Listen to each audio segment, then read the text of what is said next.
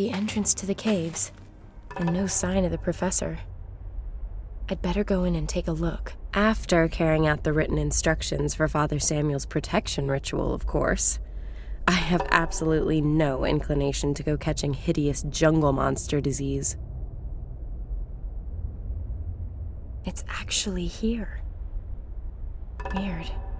There are no birds, no animal calls. Even the bats seem to be frightened to make a rustle. The pot's empty. Let's not get greedy. I've got the clay bowl already.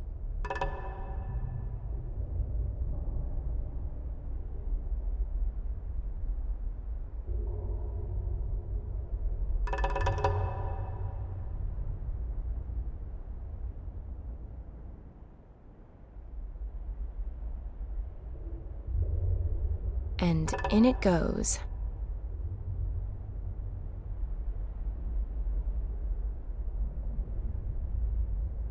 And in it goes.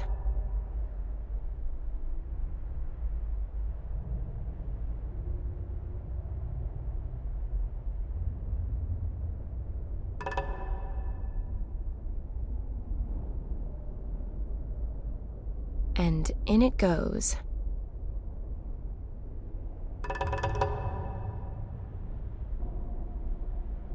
So, that ought to be all the ingredients.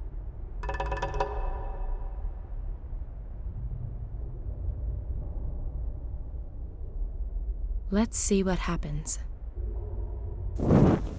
Ugh, the way that stinks, just the smoke could keep pretty much anything away from me.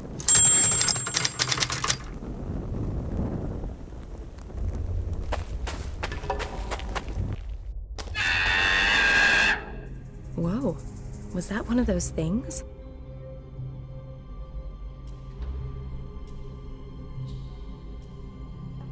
A mask with eyes, mouth, and some kind of war paint.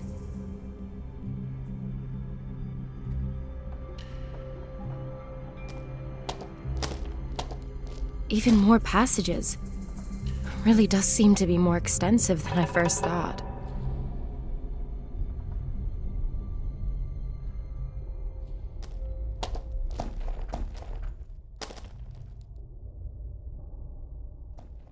Looks different from the other rocks. What is it?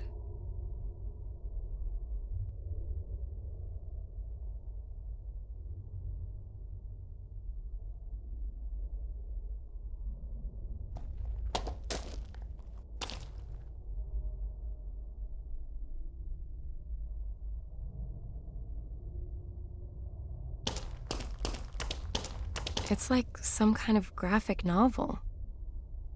The story begins with a man choosing children from a large group. They follow him into a cave, and the door closes after them. The children continue to live there while the man teaches them to fight. The man also gives them food, and so the children gradually grow into men. But what is that? The children seem to change on the way.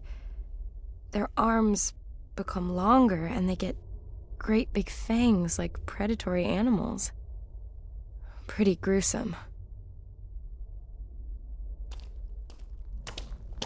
Looks like one of those weird lamps they sell in the Scandinavian furnishing store around the corner back home. Let's fuel this lamp and see what happens.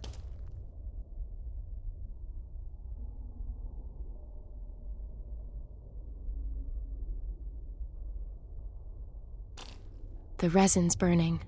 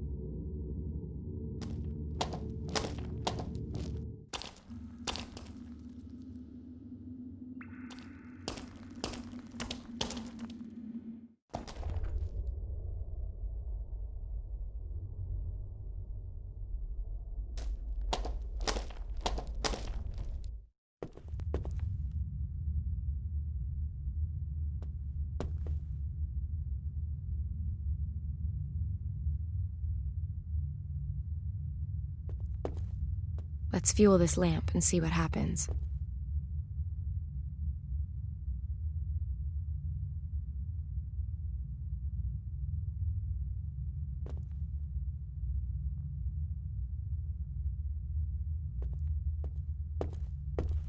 The poor children.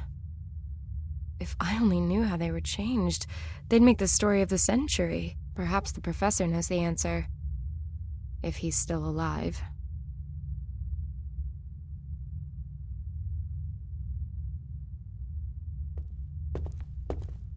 Not the slightest trace of Prof. Hartman. Only more passages that lead deeper into the caves.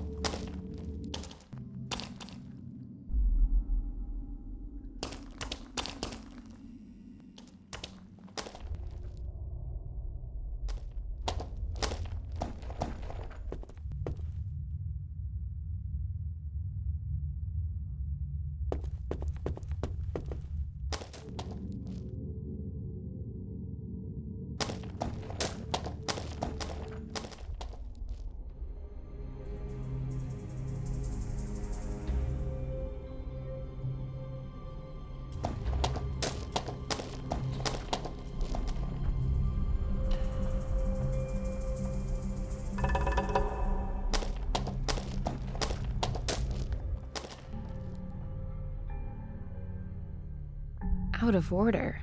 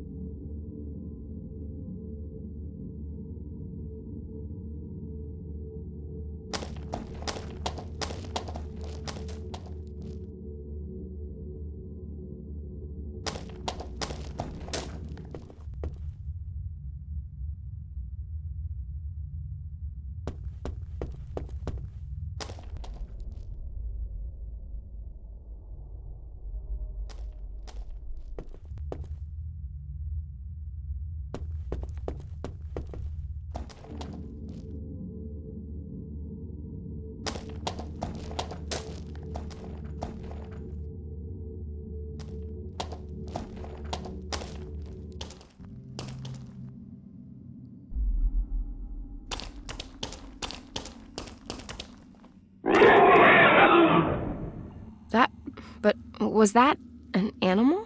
Or a human? Or...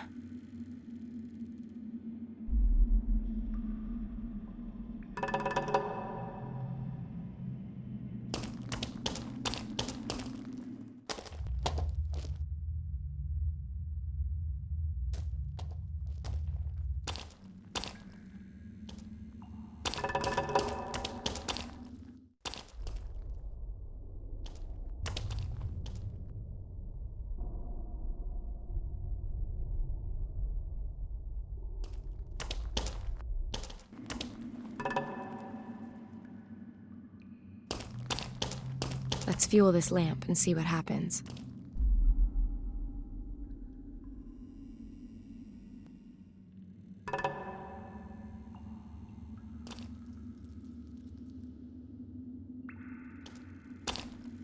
The poor children.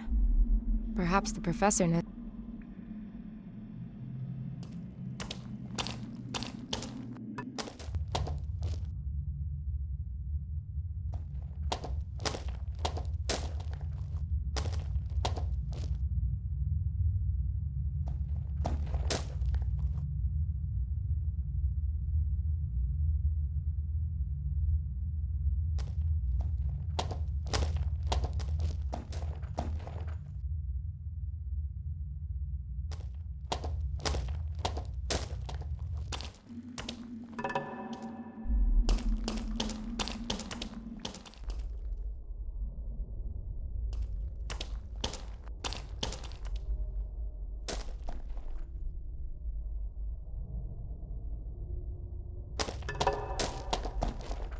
Let's fuel this lamp and see what happens.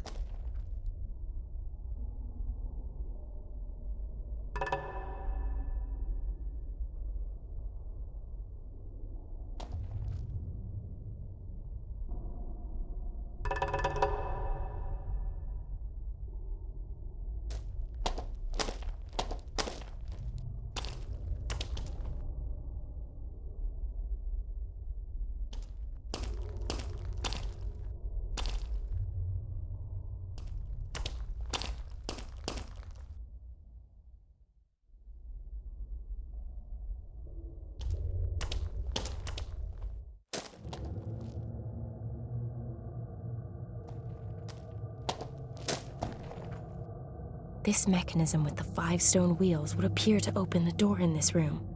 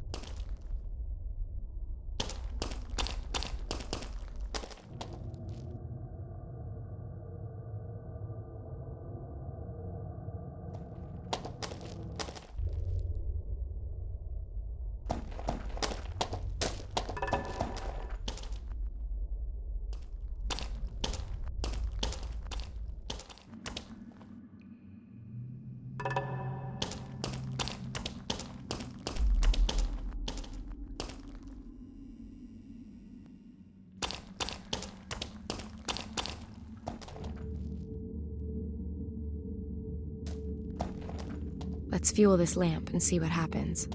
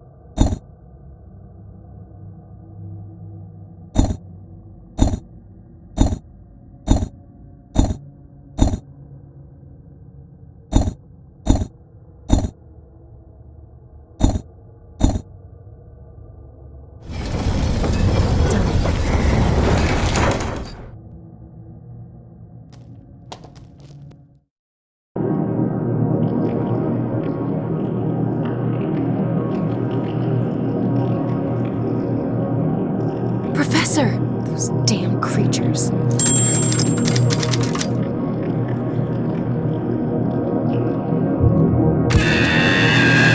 Things are getting tight here. The battery's almost empty.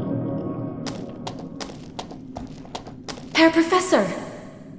Professor Hartman, can you hear me? He's obviously in some considerable pain. I'm not going to be able to move him until those wounds are patched up and he's feeling better.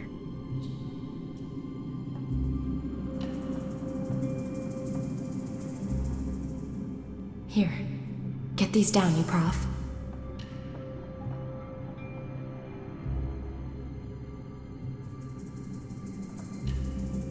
That should keep the blood off my clothes, and, broadly speaking, inside him. At least until I get him out of here. That will have to do until we get back to the mission. Don't worry, Professor. I'll get us out of here.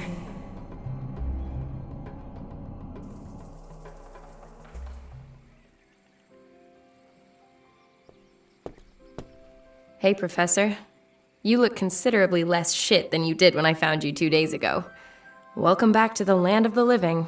Thank you for the expressive compliment. The sisters have looked after us quite devotedly. And of course, my deepest thanks to you for your getting me out of there, Miss... Peters. Sam Peters. Ah, and you are the journalist. Please forgive me for setting off without you. But the situation left me with no other choice. Forgiven and forgotten. If you give me the story as promised. Of course. So you have a few minutes for me then? Take a long look at me. Do I look like I've got anything else planned? I'm just not entirely sure that I'll be able to give you all of the answers. Let's find out. You want to know what the asанбосамах are? Spill it, Prof. They are humans, I'm sure of that. Did you see the wall paintings in the caves? Yeah. The Ashanti were always a very secretive people with an extraordinary bond with nature. As with all native peoples, their living space also forms the basis for their existence. They naturally defend it with every means at their disposal.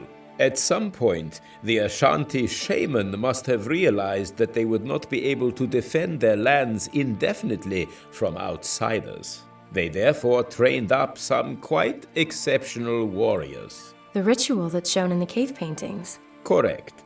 But those things don't appear to be human in any way. What happened? Well, it happens that there is a particular species of snail, which is incidentally the reason we were here at Lake Bosomtwi in the first place. Whose genome has changed through eating the algae brought here by the meteorite. Yes, exactly. The algae may have been carrying a virus, which, over a relatively short period of time, triggers a rapid genetic mutation in a species. There are supporting cases.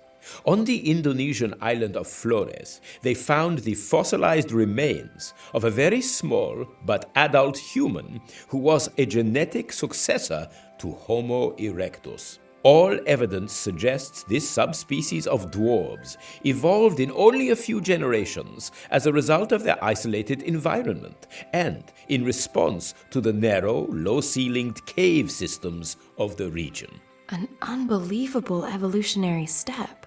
Relative to conventional evolution, this process really did take place at the speed of light. As with the asambosam.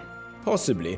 Perhaps, as with the snail and the algae, the virus is the explanatory factor across all these examples. How far does this go? Perhaps the shaman knew that the algae possessed some form of mutational capability and raised his warriors on it. The terrifying result you've witnessed firsthand. Then these warriors are designed with the sole purpose of keeping outsiders like us away. That is my interpretation, yes. And what about this disease they carry? That, alas, is one of the questions I cannot currently answer. The asанбосам themselves appear to be immune to it.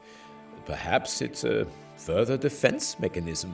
Do you think that they killed anyone? No, at least not directly. The evidence so far suggests they were designed to keep potential aggressors at bay. not to actively eliminate them. So what now? As snail research goes, Professor, this story is more sensational than most. That may well be the case. But?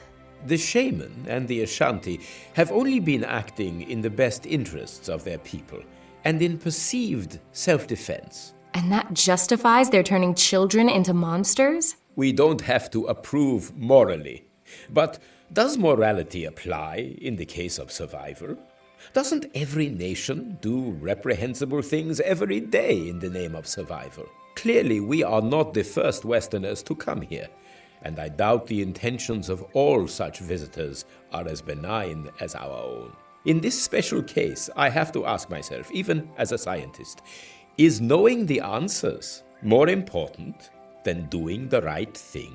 Answers are what we're paid for. Then I hope never to see the day that we run out of questions. Do what you think is right. So, I have to make a decision. Should I go ahead and publish the story? I simply didn't have the heart. May a cloak of silence remain forever over the existence of the asambosam. Freedom really is so much more important than anything else. Talking of freedom, that's something I can also enjoy limitlessly, though sadly not on my little sailboat. When I got back to Hamburg without a single line of copy, my editor flipped and bounced me back onto the street. Whether or not he managed to get over the small heart attack that followed, I'm afraid I don't know. And frankly, I don't give a damn. It's time for me to drop by on Max in Berlin again. Perhaps he'll finally even introduce me to his beloved Nina. From the way he went on about her in Indonesia, I don't think they'll be apart for too long. And maybe he'll have a fabulously lucrative job for me and get that sailboat back on track.